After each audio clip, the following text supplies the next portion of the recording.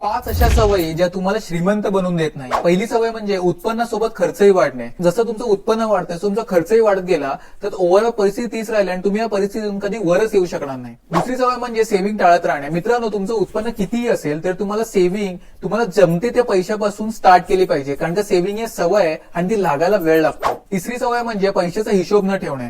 असे बरेच लोक आहेत की जे म्हणतात आमचे पैसे कुठे जातात हे आम्हाला कळतच नाही. आणि मित्रांनो, ही खूप चुकीची सवय आहे.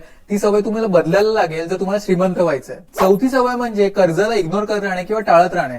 मित्रांनो, जर तुमच्यावर कर्ज आहे तर ते तुम्ही आधी फेडलं पाहिजे आणि त्यानंतरच तुम्ही तुमचे खर्च वाढवले पाहिजे किंवा तुमची लाईफस्टाईल वाढवली पाहिजे. आणि पाचवी सवय म्हणजे एकच इन्कम सोर्स असणे. मित्रांनो, आजकालच्या जगात मल्टिपल इन्कम सोर्स असणं खूप गरजेचं आहे. म्हणजेच तुम्हाला एका गोष्टीपासून नाही तर मल्टिपल गोष्टींपासून पैसे यायला हवेत. असं जर असेल तरच तुम्ही टेन्शन फ्री आयुष्य जगू शकाल. याबद्दलचा डिटेल व्हिडिओ आम्ही युट्यूब चॅनलवर या आठवड्यात टाकणार आहोत. तो नक्की बघा आणि चॅनलला सबस्क्राईब करायला विसरू नका.